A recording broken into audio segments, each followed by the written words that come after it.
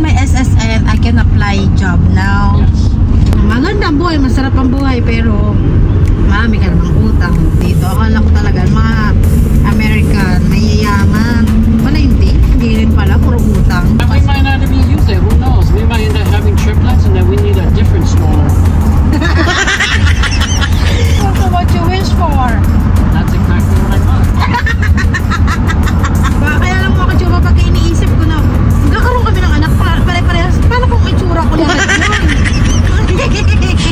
Parang ang hirap pa nun, di ba mga kachupapi?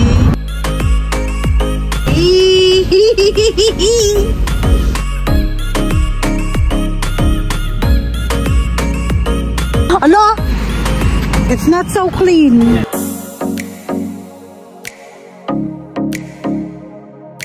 Tomatoes.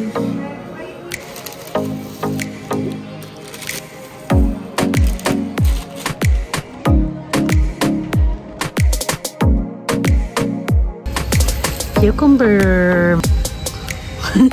Ang laki dahil, nakatayo. Ito pa, mas malaki to. Ha? Dirt in your camera? Yeah. Try to clean it.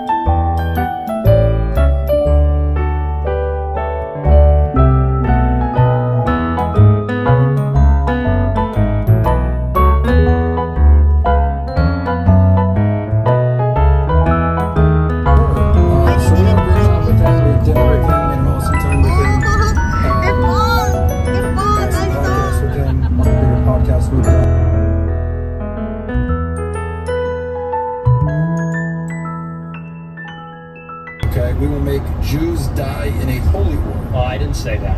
Okay, that's not something you say. Got it. I don't see Jews as... Hi mga kachupapi!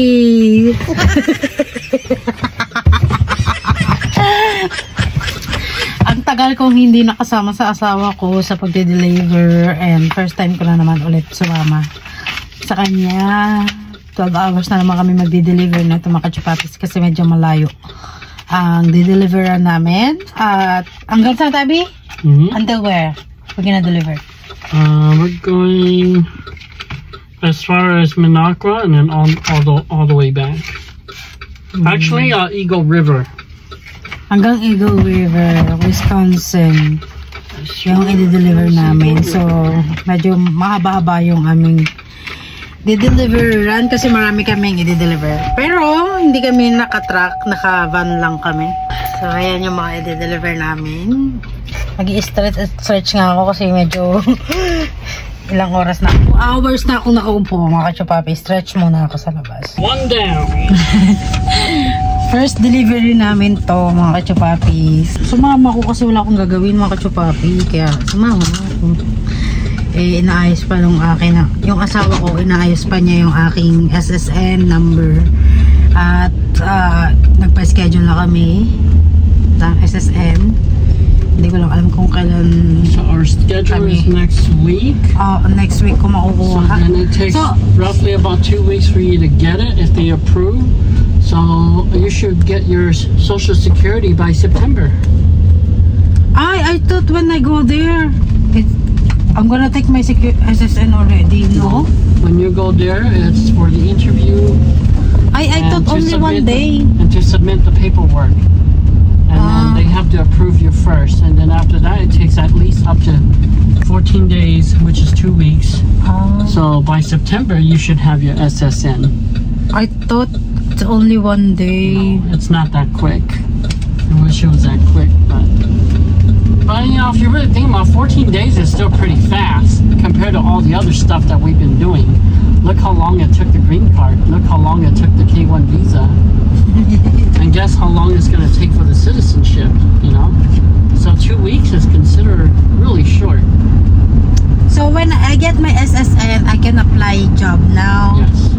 Now that you have your green card and you're going to get your SSN, you can officially, legally work.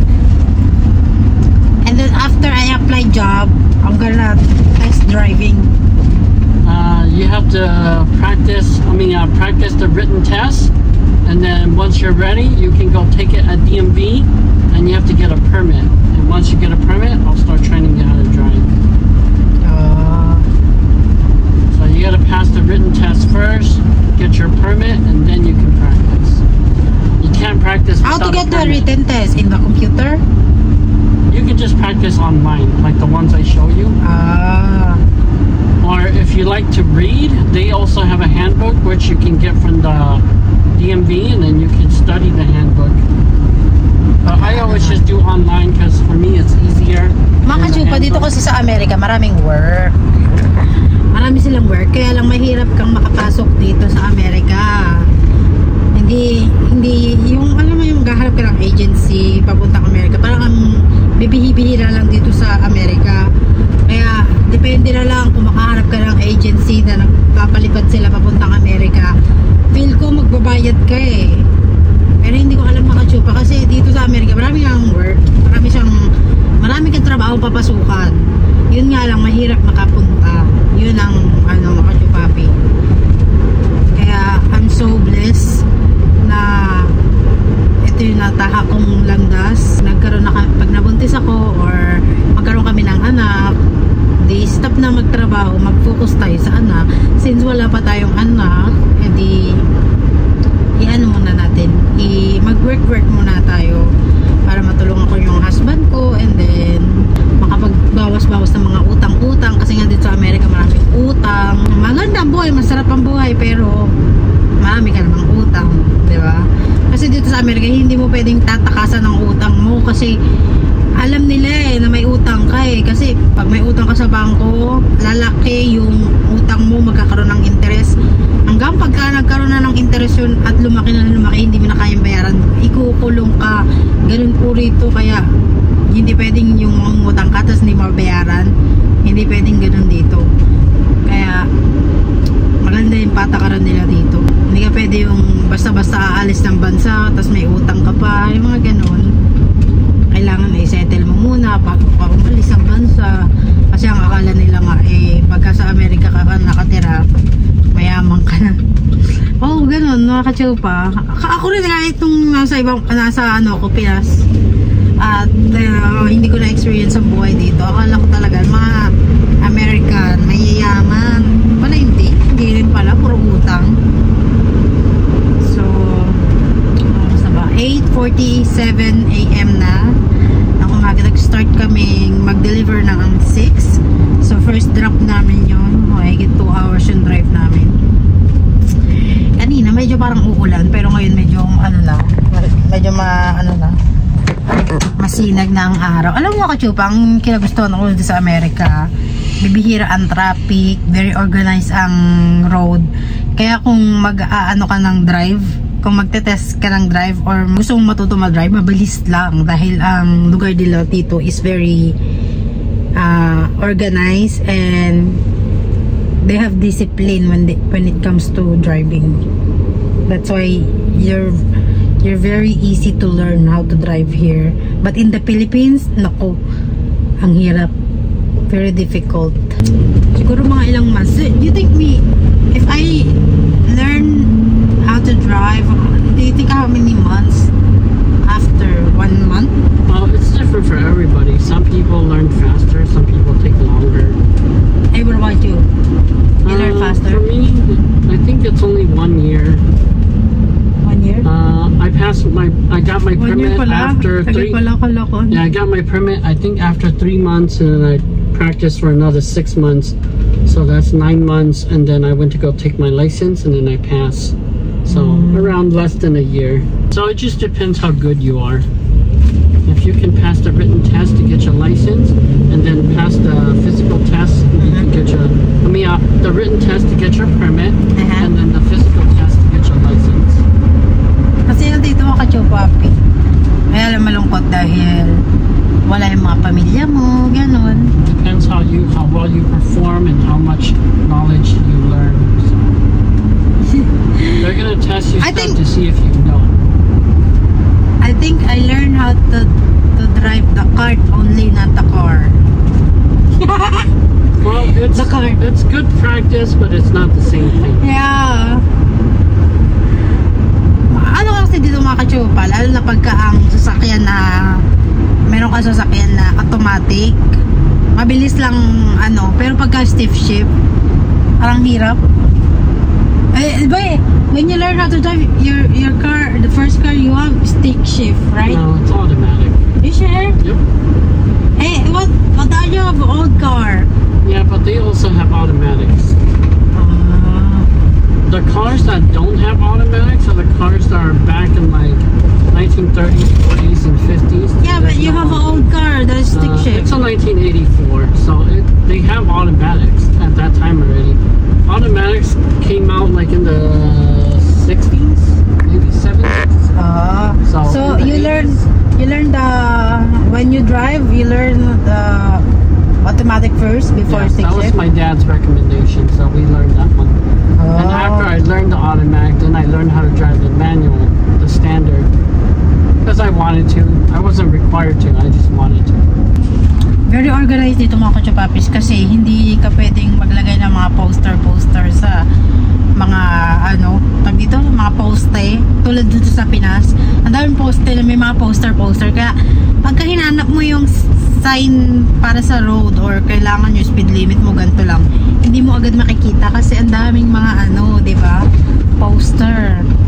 Dito sa Amerika hindi ka pwede maglagay ng poster hanggat hindi nila ang pwede mo lang ilagay na poster sa road is yung mga road sign. Wala kasing mga sign doon sa natin, di ba? Bibihira lang. Ayan, sabi naman ng asawa ko, yung mga driver down sa Pilipinas, magagaling na daw. Mga pro. kasi sila sa traffic. Tapos, basta pagka marami kang, laki ka sa city, tapos madalas sa traffic, yung mga shortcut, yung mga gawain na pampabilis, pagka may traffic, diba? Para silang pro na. Pero pagka itong asawa ko nag-drive sa Pinas, ay naku, wala siyang binatbat sa mga sa mga driver ng mga Pilipino.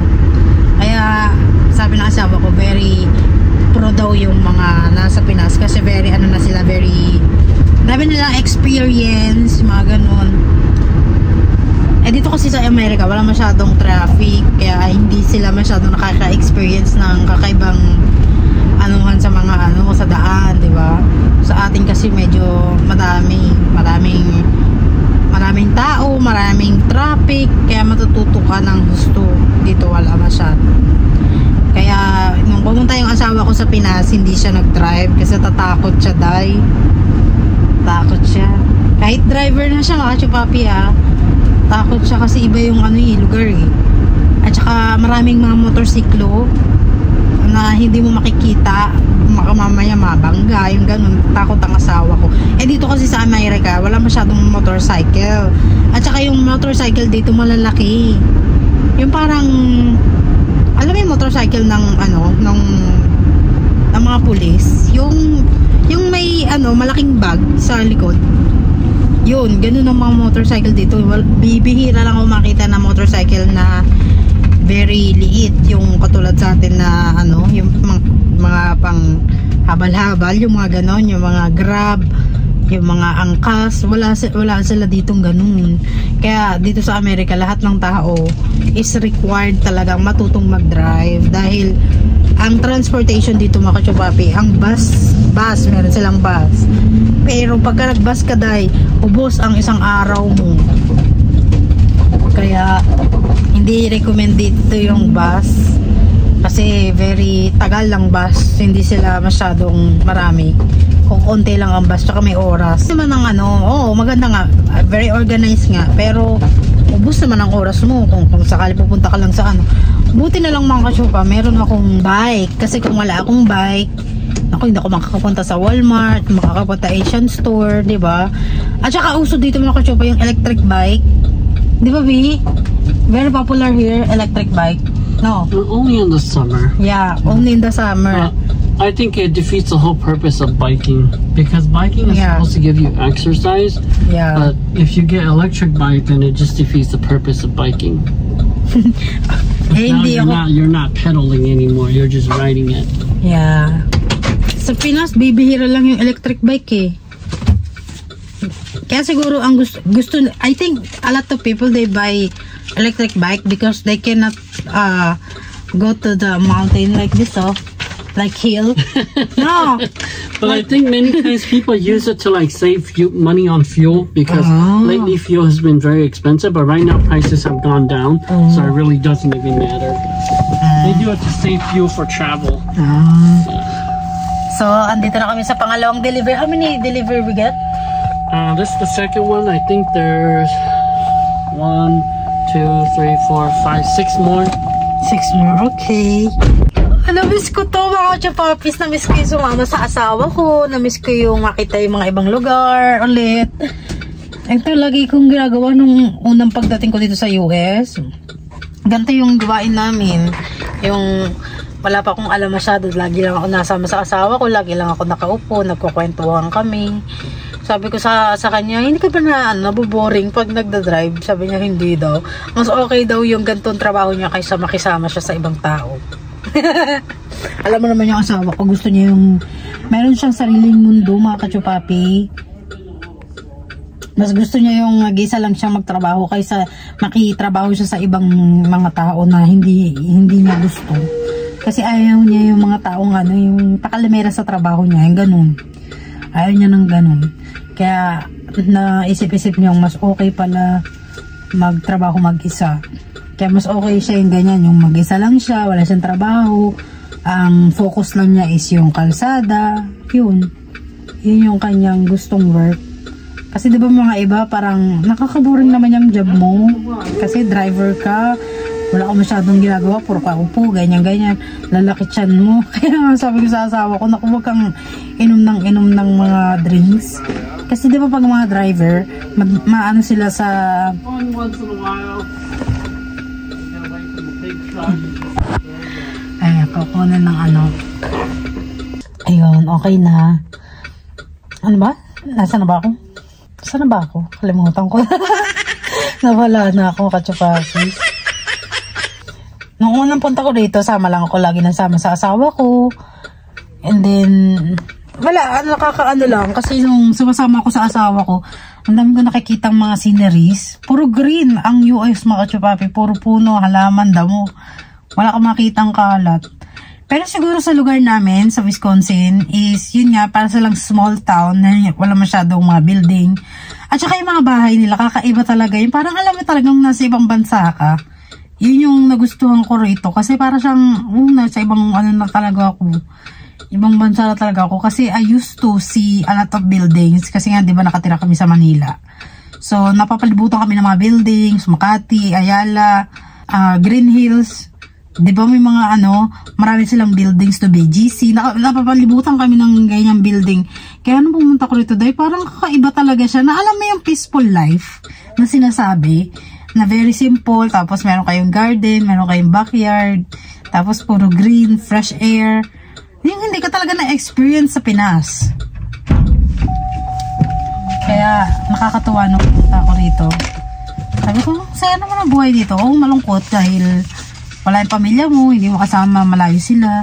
Tapos iba na yung yung surrounded mo. Kakaiba na. Kaya so happy na dito kami nakatira. Hindi kami nakatira sa city. Hindi masyadong magulo, hindi masyadong matraffic. Tapos mababait yung mga tao lagi na pag nakahating ka sa kanila or na kasalubong mo sila, babatiin ka nilang hi, good morning. Ganun, i-smile sila sa'yo. kakaiba yung mga tao rito. Kaya sabi ko, ganda pala rito. Kaya siguro dinala ko dito ng Diyos. Talagang thank God everyday. So happy na dito kami nakatira. Hindi kami nakatira sa city. Pero mga kachupap, minsan napag-iisip ko na nakakamiss din ang city dahil nga di ba nakatira kami sa city noon. Yung very convenient, yung malapit lang yung mall, pwede mo nang sakyan ng isang jeep. Kasi malapit kami noon sa sa Robinson Ermita. Doon malapit kami dati. Alam mo naman palipat-lipat kami, di ba mga kachupapi? Minsan meron why? So that guy can cross with his dogs. There's 2 dogs. I was gonna say that lady, but I was like, oh wait, it's not a lady, it's a guy. There's 2 dogs. The doggies. Ayan, mag-walk sila.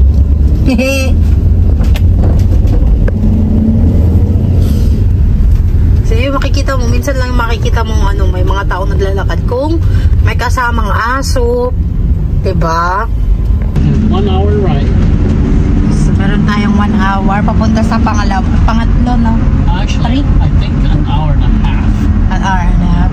So our next stop is a little bit far. Ganito yung gawain namin mga kachupapi. Masaya naman kasi kasama ko yung asawa ko, di ba? Yun nga lang yung malungkot is, yun nga, malayo ka lang sa pamilya, yun, nakakamiss nga lang din. Hindi mo lang magawa yung gusto mo na lagi ka punta ng mall, yung mga sa favorite mong pagkain, hindi mo na makakain, pero kaya mo namang lutuin, di ba, sa bahay. Pero parang feeling ko mga kachupa, mas gusto ko yung gandong buhay, very simple lang. Sabi ko sa asawa ko, kung minsan naboboard ba siya dito, sabi niya hindi naman daw kasi nakikinig daw siya sa podcast. Yun yung lagi niya pinariringgan dito. Lagi niyang buti may cellphone siya, meron siya speaker dito. Tapos nakikinig lang siya ng mga story about Jesus, how they meet, how they find their way, mga ganun. Alam mo kagabi, nanood kami ng baby, what's the movie that we watched last night? Heaven is Real. Heaven is Real. Yung bata na nakapunta sa heaven, hindi namin natapos, mga kachupapi. Naiyak yung asawa ko. Why you cry last night? I don't know, maybe it's the Holy Spirit going inside me again. I don't normally do those kind of things. And that's also because now I'm remembering the story that I listened to, about the guy. He witnessed all these people, they falling to hell because, they chose not to have a genuine relationship with Christ. And, Christ is truly sad. He was crying. He said he saw Christ. He was crying. It was so sad. He was crying because he lost those souls. And they're gone forever. They cannot come back. And even though they see the truth now, they see God in His full glory, and they're saying, forgive us, but it's too late. You've been given grace, but you did not use that grace to find the path and choose the right path. And like you say, when you die, it's too late. You have no more grace. It's done. You've already chosen, so it's too late. Naiyak siya, kaya nanood kami kasi yung bata nakapunta sa heaven, parang nagkasakit siya. And since God is just and He is fair and He is righteous, He cannot make exceptions because He judged others the same too. If they chose to follow the path, they choose to have a relationship with Him while they're in the land of the living, that's good. They get to go to heaven. But those who choose not to do that, but then when they finally find out the truth and then they do it, God cannot give them a free pass, because if God did that, it wouldn't be fair for the people that did it, So that's why you're not going to get a free pass. If you chose not to, you're not going to get a free pass. Because you've already chosen, so that's just how it is. Mahilig kasi ang asawa ko, mahilig makinig ng mga story about kung paano nila natagpuan ng Jesus, parang ganun. Tapos every time na nakikinig yung asawa ko ng ganun, naiiyak siya. Kahit ako makatsupa, naiiyak ako eh. You're like me. Every time you see stuff on the side of the road where it has the sign free, you're looking. I was looking to see what it's in there. Meron kasing ano makatsupa, merong stuff na nakalagay dito sa ano, sa... Only here in the United States. Not in the Philippines. Meron kasi nakalagay na stuff dito sa ano, sa gilid. Pag nakalagay kasi yung mga gamit dun sa gilid, pwedeng free. Diba? Pwede siyang free, pwede mo siyang kunin. May mga iba kasing may mga ibang gamit na maayos pa, maganda pa, free lang. Kaya lang binibigay na nila. Ganun dito. Kaya lagi ako natingin kung baka may mga gustuhan ako. Pwede ko lang kunin, di ba? Ganito dito. Masaya. Kasi hindi ko na-experience to sa Philippines, lalo sa Manila. Ang makikita mo, puro basura. Puro basura. Pero yung mga stroller na nakita ko kasi may stroller na kaya lang parang sira na yata yung stroller. I should have a good stroller at home. Yeah. We didn't even, I bought it a long time ago, but we didn't even use it that often. So it's actually still very good. Nothing's broken. It's still very clean. It might be a little dusty, but that's about it. Lilinisin ko nga yun. I think I'm gonna clean that and I'm gonna put it to the basement. Because if you can put it leave in the garage, it's okay. in the garage, there's a lot of dust. No, it's okay. If we ever need to use it one day, then we'll clean it up. Otherwise, it's okay. Lilinisin ko. And we might not even use it. Who knows? We might end up having triplets, and then we need a different stroller. At malagay asawa ko triplet daw ang gusto. I'm gonna be so blessed that God give us triplets, because it's something that it's almost impossible. Because then it would be like a miracle for me. Yeah, but do you think how much it costs when you have triplets? Oh, we'll find a way. Don't worry. I'm not worried about that. I have no faith in God, so we're always gonna find a way. If He give it to us, You're funny. if He give it to us, He'll provide for us as well to make it possible. So don't worry about that. I think everything is always gonna work out. You're funny. I'm serious. I want triplets. You're funny. You're funny. I don't think that triplet can fit on my tummy. Well, if you have triplets, they're gonna be very small, so it's not gonna be difficult. If you have one baby, usually they're big. But if you have triplets, they're very small. If God hear your prayer, He answer your prayer, I'm gonna believe that that's miracle, and that's only from God. Of course. And as a matter of fact, I think I'm gonna start praying for that. I say that I have nothing to pray for, that I'm so content, but now I think I'm gonna start praying for that. Please give us triplets. Be careful to what you wish for. That's exactly what I want. If we had triplets, that would be so awesome in so many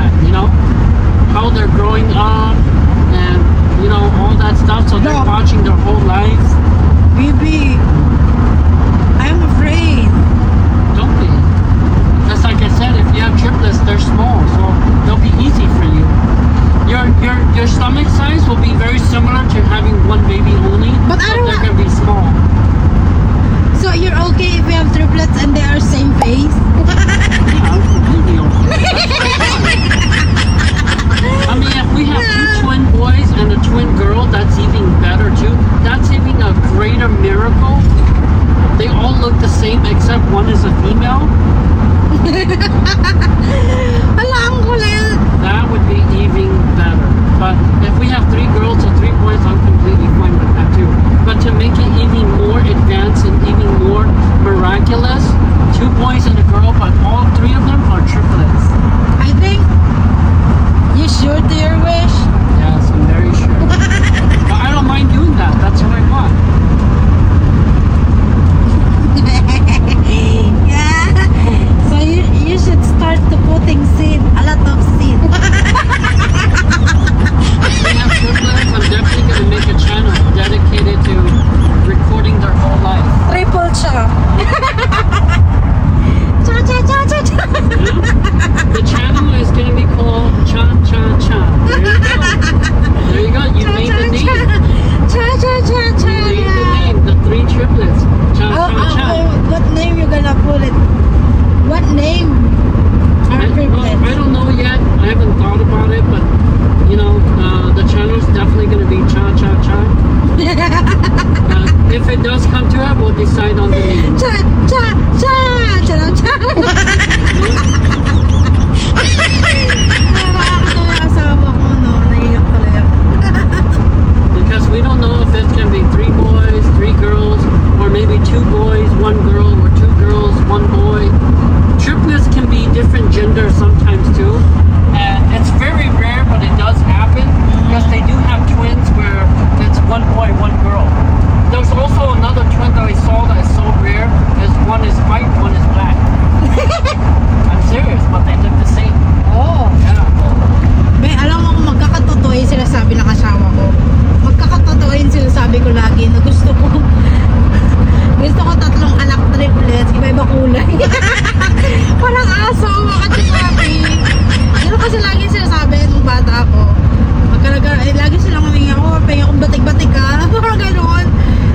Siguro kung magkakatotoo yun, I believe na God answer my prayer.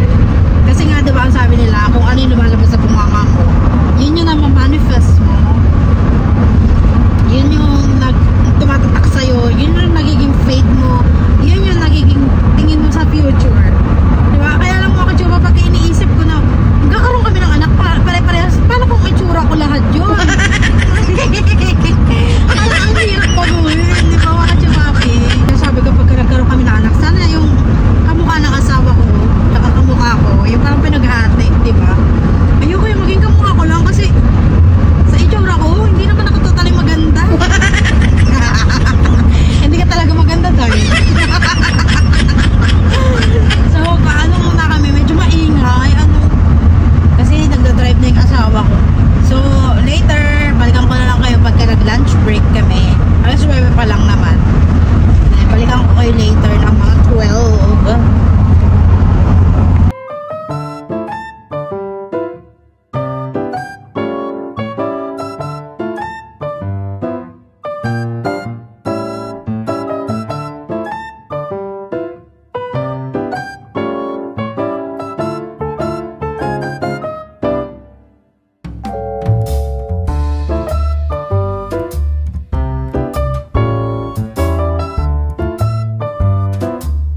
Kachupapi, 10:15 na ng umaga at nandito kami sa quick trip at magpapahinga yung aking asawa dahil medyo pagod siya. Mag-break muna kami, magtutulog muna siya ng 30 minutes. I'm just gonna take 20-minute break. Kasi pagod yung asawa ko. So pahinga muna siya ng mga 20 minutes, magnanap muna siya and then ako rin magnanap dahil inaantok rin ako. So, magpapa-car wash yung aking asawa. Ka-car wash niya yung van para malinis.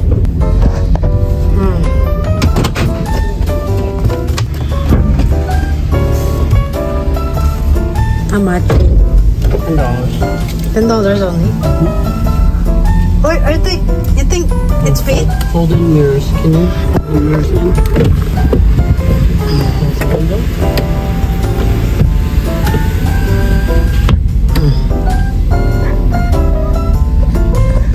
Why? Why we do that in the mirror? That's good. To wash underneath the car. Reason why we put it because it's not fit here.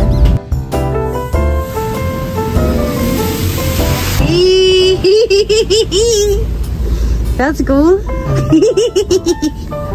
Because if you don't fold in your mirror, sometimes if your mirror is too wide, that thing might hit your mirror. That's why they say fold it in.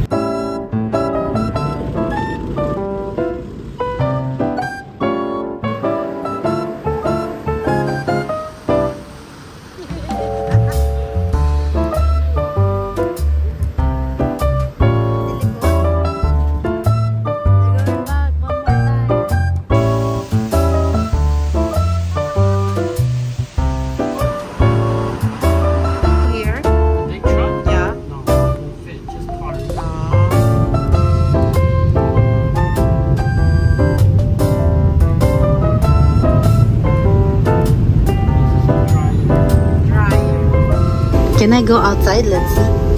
You want to see? Hold on, okay? Hold that word like this. Just push it.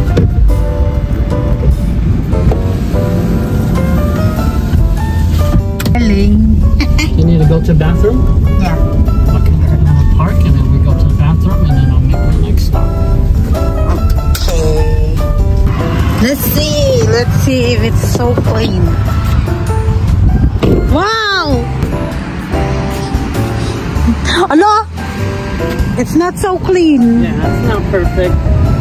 We can't clean all of this, but it's not perfect. Good. Yeah, it's not all perfect. Also to dito, Jacqueline's. Masarap siguro to. So, andito kami ngayon sa Quick Trip para for chocolate. And, saan yung asawa ni guys? B! Let's go. You want that? What about you? 2 for, $5. Zero. 2 for 5. I don't know, 2 for $5. Oh. You wanna get one? I want the peanut butter one. Okay, let's go. Beta and watermelon. I think that's watermelon. Yeah. Did you know my brother Jason, when he was studying high school, his part-time job is car wash. Really? That's why his nail and his feet is not good because the soap that they use in car wash is not. It's very very strong. Not safe for humans. Yeah. They should not use chemicals like that. Here in the US, if you do that, you get sued. They use Init na. Bring ko na yung jacket. I'm gonna remove my jacket. It's getting warm? Mm-hmm. There's a big truck. I know.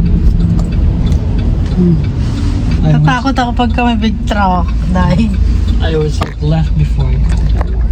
so, babiyahin na kami mga kachupapis. At balikan ko kayo later. Magbabiyahin na kami.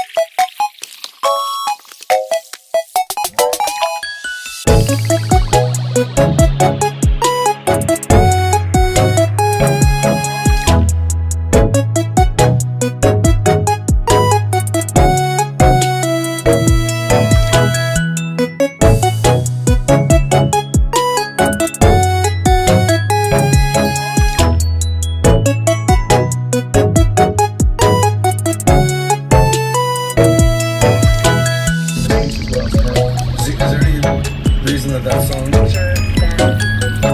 People have to do. You should have the right to say topic of debate. Shows you exactly where American culture is, and not to mention the left and far left progressives, the culture wars. They love this stuff. Yeah, I was communications or potentially.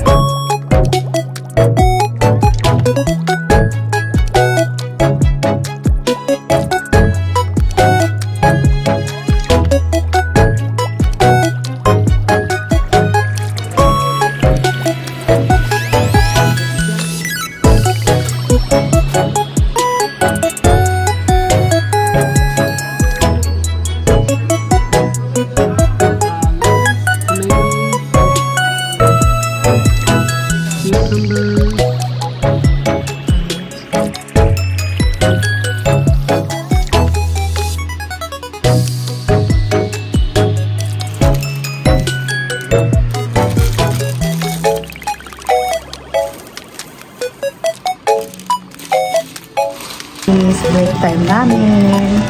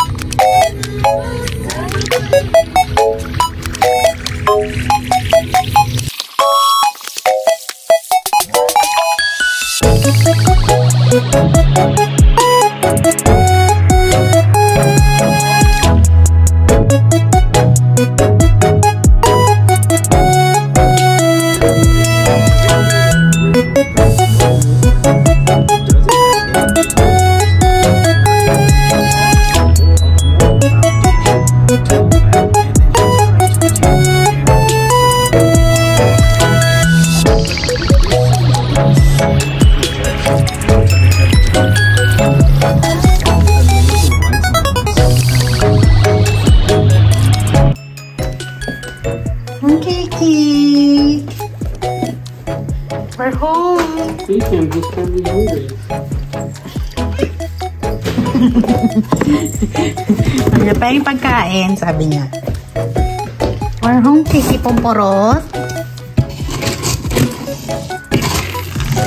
Cat food ni Kiki Pomporot.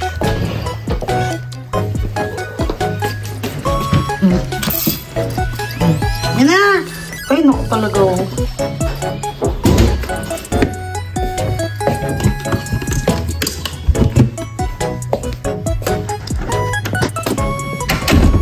Dito tayo. I-check ko yung aking ano.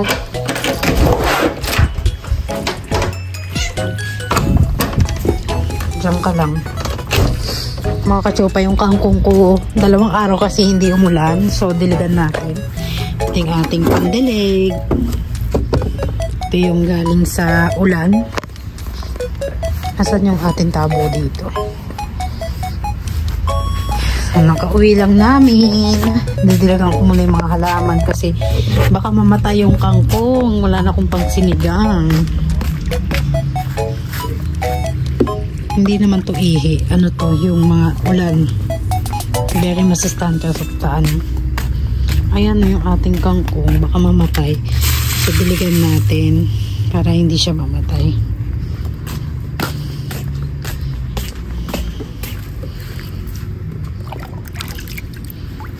Kasi baka magsinigang ako sa isang araw.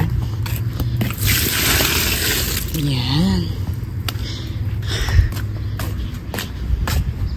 Ang kangkong naman mabilis mabuhay kapag laging basa. Eh, siguro sobrang init kanina kaya naging ganyan sila.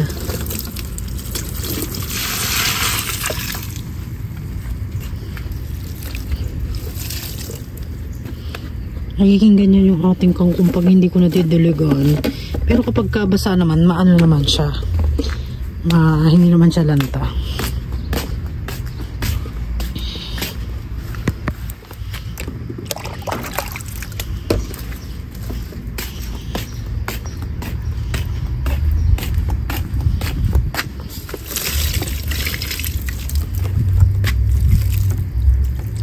Tignan natin tong ating. Kailangan ko rin pala magdilik dun sa kabila. Yung ating ano, didiligan ko rin ito. ating sili, basil. Tignan natin yun dito. Kauwi lang namin. Kahapon, inayos ko to. Tignan mo yung mga tinanim kong damo. Tumutubo na siya, mga kachupapis. Ayan ano, mga kachupapi. Alam, may ibon na. Ayan o, tumutubo na yung mga damo. Oh, very nice. Oh, di ba? Ganyan siya pagka tinanaman natin ng mga, ano, seed. Nagkakaroon siya ng mga damo maliliit. Tumutubo na oh.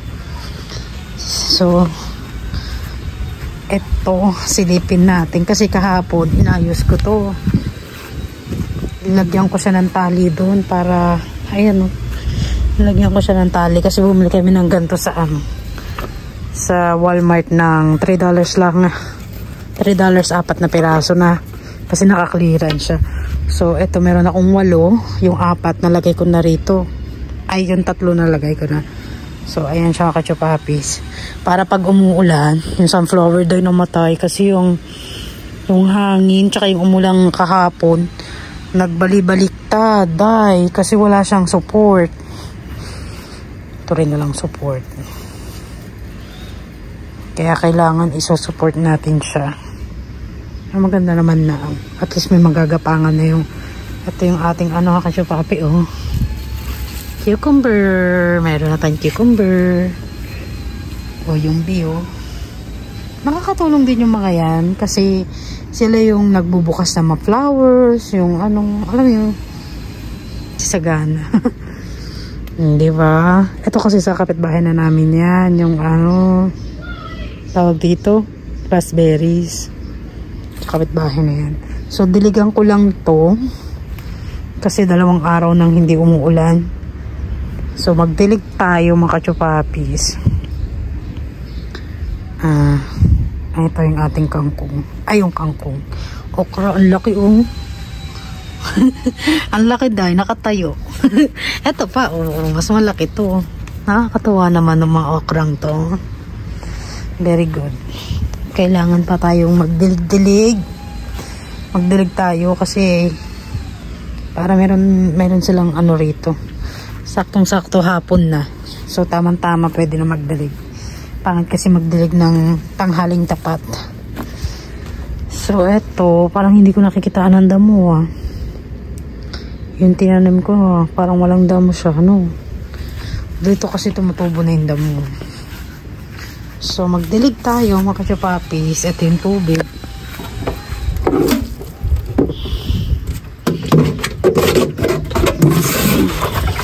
Lagyan lang natin to. Lagyan natin. Ito yung papaya natin, mga kachupapi, oh.